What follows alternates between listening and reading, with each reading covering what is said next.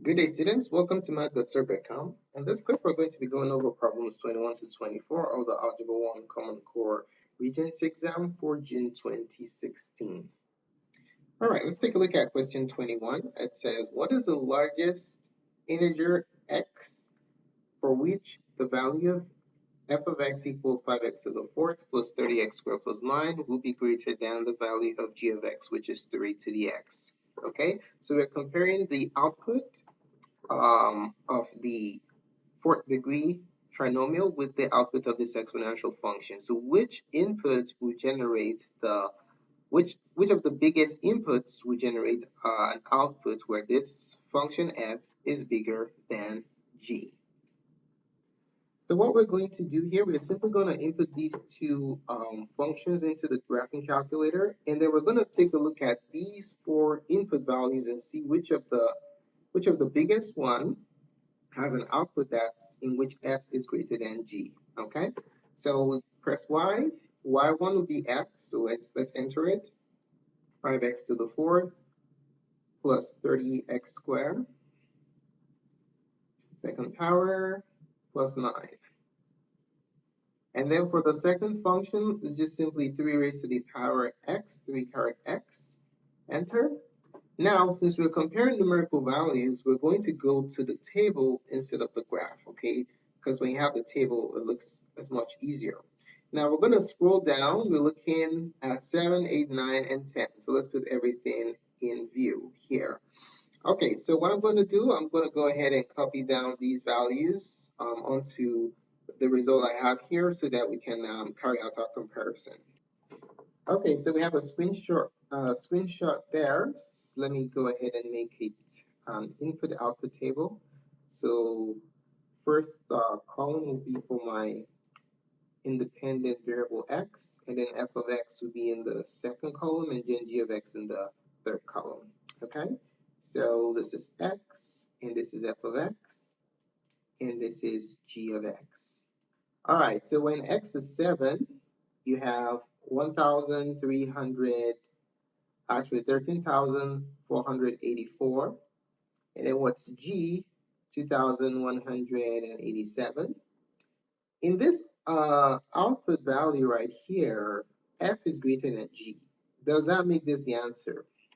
The answer is no. Remember, we're looking for the biggest input value where F is actually greater than G. Okay, so let's look at 8. You have 22,409, 6,561.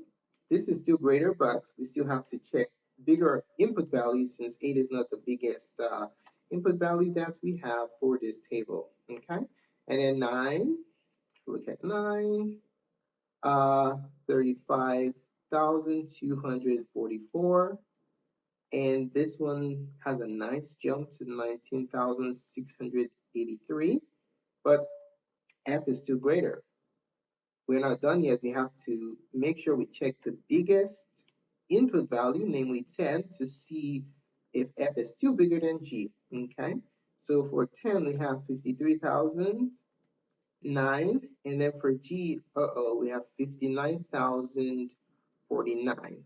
So you see what happened here? The exponential function was lagging initially, but as soon as we got to 10, guess what? It has already exceeded the fourth degree function.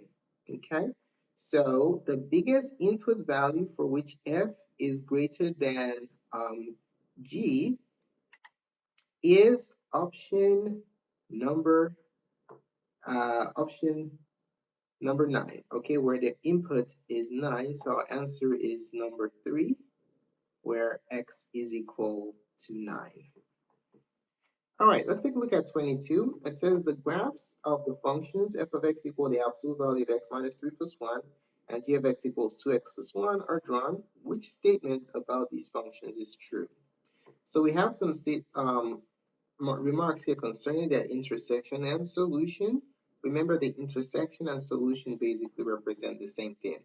So what we're going to be doing here is we're going to be finding the solution to the system of these two functions graphically. Okay, so let's go ahead and do that using our graphing calculator. That's much faster. So we're going to enter the absolute value. So you can go to catalog, second function 0, absolute value of x minus 3 plus 1. This is the first function, okay? The second function is 2x plus 1. All right, and then let's graph them. That goes the absolute value function like the v, and that goes your linear function. Now, what are we looking for? We're looking for the solution or the point of intersection, okay? Now, you're going to use second function trace for your calculate menu. Scroll down to intersect. It'll ask you for the first curve, press enter. Second curve, press enter. When it says guess, you scroll to move your cursor to somewhere close to where the point of intersection is, and then press enter. And then we see that x equals 1 and y equals 3 is the solution to this system, and is also the point of intersection. Okay, so solution to f of x equals g of x is, what's the solution? Let's take a look at it again. 1, 3. So 1, 3. All right, so we have an ambiguity here. When we're talking about the solution to this equation, are we going to be looking at the x or the y coordinate value? We are going to be, since we're solving this equation, basically what we have is the absolute value of x minus 3 plus 1 equals 2x plus 1. Now, when you solve this, what are you solving for? Are you solving for y or are you solving for x? You're solving for x. Okay, so what we're going to extract from this coordinate pair is actually the value of x. Okay, so the solution is x equals 1. Okay, that's what we're looking for. So we solve for x, we have x equals 1, and that's the solution to our system of equations. So the answer to number 22 is option number 2. And this is a y solution right here. That's not what we're looking for. The solution to the equation is actually an x value. So let's go ahead and scratch this out. X equals 1 using the coordinate 1, 3. So the x coordinate of that point of intersection. All right, let's take a look at number 23. It says a store sells self-serve frozen yogurt sundaes.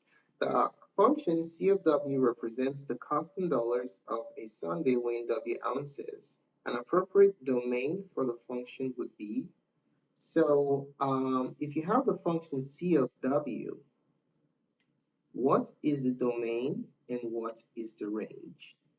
The input, do not forget, the input is your domain. And in this case, it is weight in ounces. So now we're thinking what makes sense when we're weighing something. Okay, and then the output C, that's your output. Guess what that is?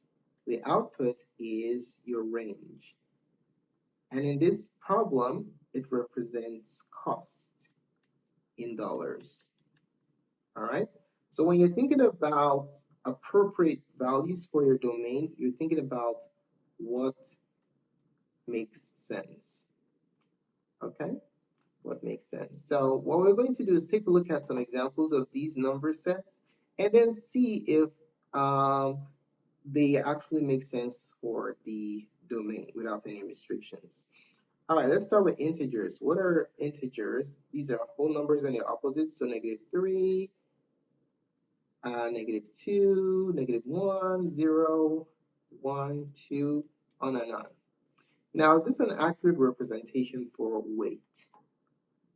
0 makes sense, 1 makes sense, 2 makes sense, but negative does not make sense. Okay, so there's no such thing as negative, no negative weight. All right, think about standing on the scale. You never see negative values on there, you only see positive values. Rational numbers are whole numbers, fractions, and the opposite. So like you can have -1, -1/2, 0, 1/2, 1, any number that can be represented by a fraction, repeated decimal, terminating decimal, or an integer, that's your rational number. Okay, so do all these numbers make sense for weight analysis? The answer is no, because same reason as number 1, you cannot have a negative weight.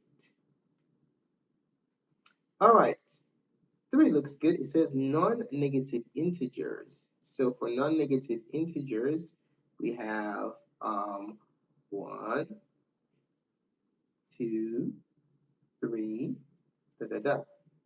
Does this make sense? Absolutely. But the question is, are weights always integers? That's a question to keep in mind. Let's take a look at this last option. Non-negative rational numbers. So in this case, we have stuff such as 1, terminating decimals 0.5. We can have repeating decimals like 2.3 repeating. Or you can have fractions. But they must all be what? Positive. Now these two can work, but which one is an accurate representation of any possible weight you can see on a weighing scale? If you stand on a weighing scale, do you always see whole numbers, or do you see fractions sometimes, or decimals? You also see decimals, right? So number 3 is okay, but the best option is number 4. The reason why number 3 doesn't work is weights are not always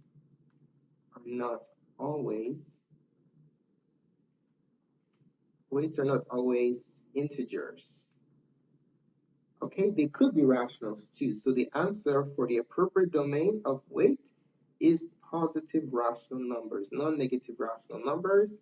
Our answer is option number 4. All right, let's take a look at question 24. It says, Sarah was asked to solve this word problem. The product of 2 consecutive integers is 156. What are the integers? So question, what type of equation should she create to solve this problem? All right, let's start by declaring our variables. We're talking about 2 integers here. So we're going to be declaring 2 integers. So let the first integer be what? Let the first integer be x, and then let the second integer be what? Well, if the first is x, and we're told that they are consecutive, what does that mean? Consecutive means that consecutive numbers, let's write that down, consecutive numbers are 1, 2, 3, 4. Why are these consecutive numbers? 1 differs from the one before it by 1. Okay, so they just basically increase by 1. Okay, so let's say you pick any number and you just increase by 1, then that makes it the numbers consecutive. You just increase by 1. So if the first integer is x, then the second integer is going to be what? X plus 1 is going to be 1 more than the next one. Okay, so this is since they are consecutive. Since they are consecutive.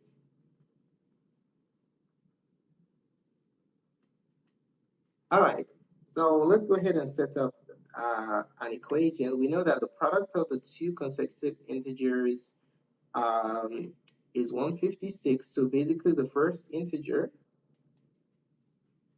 multiplied by the second integer is what?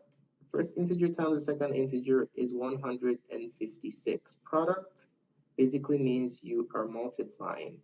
Okay? All right, so let's substitute the value of the first integer, which is x, times the value of the second integer, which is x plus 1, and you get the answer 156. What type of equation is this? Exponential, linear, quadratic, or absolute value? Well, let's do one more step. If I distribute x to these two terms, let's distribute. like that and then like that. And then you have x squared plus x equals 156. So what are quadratic functions like? They are of the form f of x equals x squared, actually ax squared plus bx plus c, right? Absolute values have some kind of absolute value associated with them. Exponential functions, you're raising a number to the x power, and linear function is just of the form mx plus b. So which of these options match what we are dealing with right here? The highest power is 2, that automatically makes this a quadratic function. You don't have the exponentiation of variables here. You do not have absolute value bars, and the highest degree is not 1, it's 2. So our answer is option number 2.